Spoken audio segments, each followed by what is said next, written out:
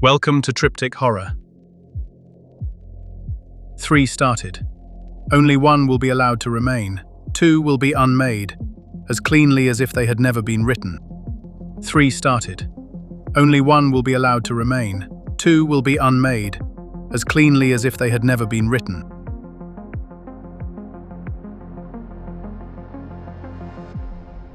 This is Triptych Horror. Triptych Horror, Season 0, Episode 9. The God of Route 88, by Morgan Olson. The bell over the door rang sometime after midnight. I looked up from the register and saw a man I hadn't seen before. That didn't mean much. Route 88 moves a lot of strangers through here. Truckers, drifters, salesmen, people who missed something important 3 states back. But this one didn't look around the way most people do. He wasn't checking prices, wasn't checking exits. He was checking me. "Coffee still on?" he asked. "It usually is." He nodded, poured himself a cup, didn't add anything to it, and leaned against the counter like he had all the time in the world. We listened to the road for a minute.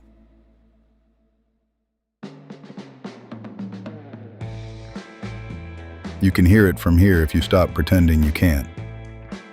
"You ever hear about Eddie Flat's Earther?" he asked.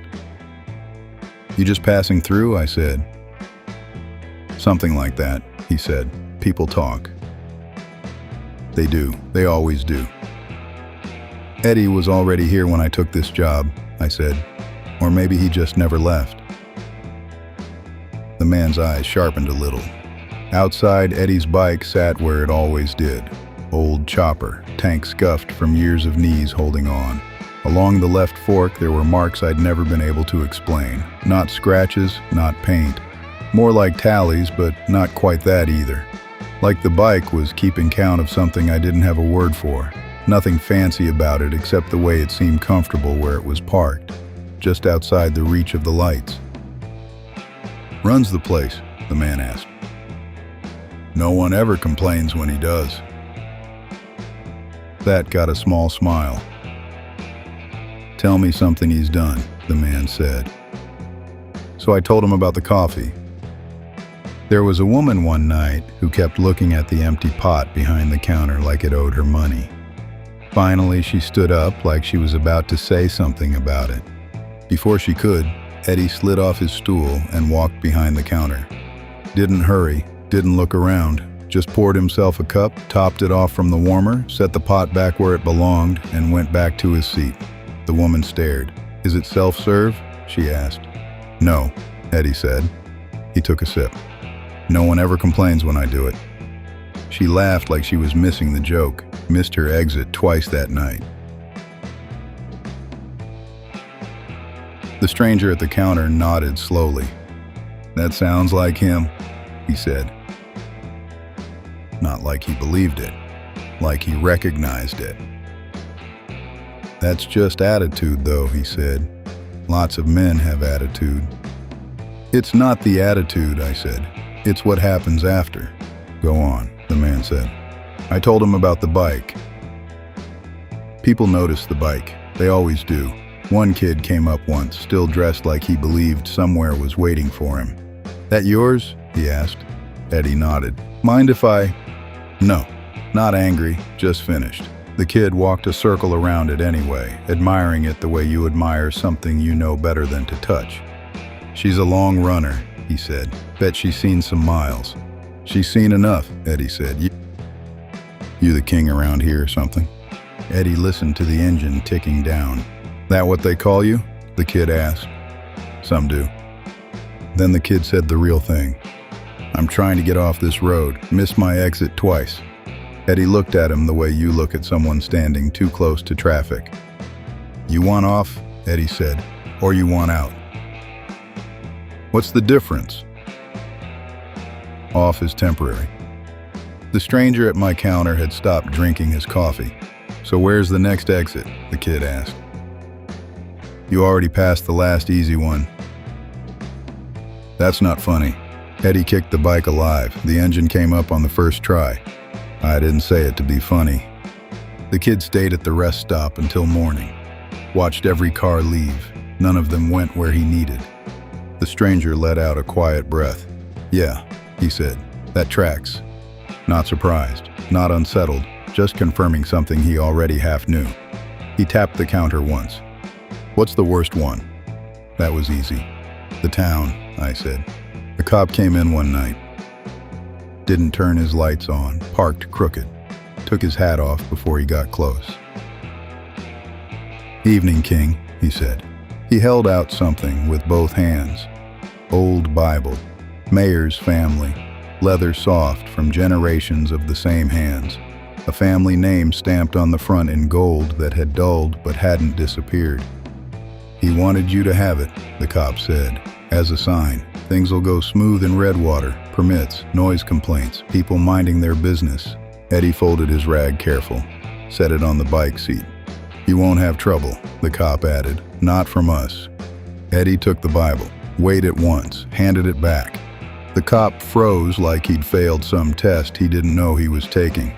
"Things always go their way in Redwater," Eddie said. "Yes, sir," the cop said. Eddie looked down the road, where the light thinned, where the pavement stopped pretending. "Yeah," Eddie said, "the way it always should have." The cop backed away, smiling, relief all over him. Didn't turn his lights on until he was past the last clean exit. After that, Redwater did fine. Nothing improved, nothing resisted. The stranger at my counter watched my face the whole time I told it, like he was watching a weather change. When I finished, he sat quiet for a long time. Then he said something that wasn't quite a question. He was already doing that back then. I didn't ask what back then meant. People who know Eddie usually know things I'm happier not knowing. "Eddie doesn't give people what they want," I said. "He gives them what they're already doing." "He doesn't trap anyone," the stranger said. "No," I said. "He just commits." He asked about the others then, like he couldn't help himself. So I gave him the short list. The ones people tell like they're trying to laugh it off. The man who asked for a way back and got every mistake remembered in order. The woman who asked to arrive somewhere and couldn't stay. The kid who asked if there was a God and got certainty so strong it ruined him for regular company. "They all rhyme," I said. The stranger nodded, like someone listening to a song they wrote a long time ago, checking if it still held up. It did. He finished his coffee then, set the cup down gentle, reached into his coat, and slid a card across the counter.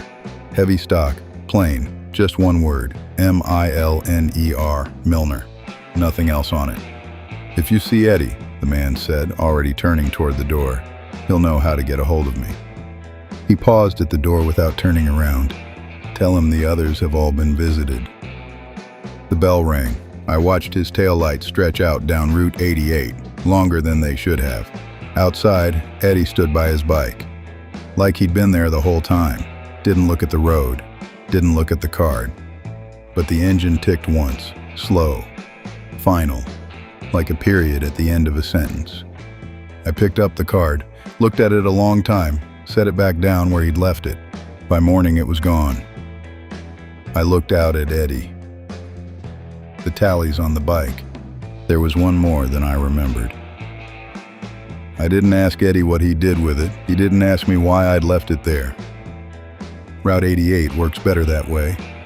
And if you're out there tonight listening to stories you didn't ask for, told by someone who should have gone home hours ago, don't turn around. Don't argue with the map. Just keep going. The road already decided.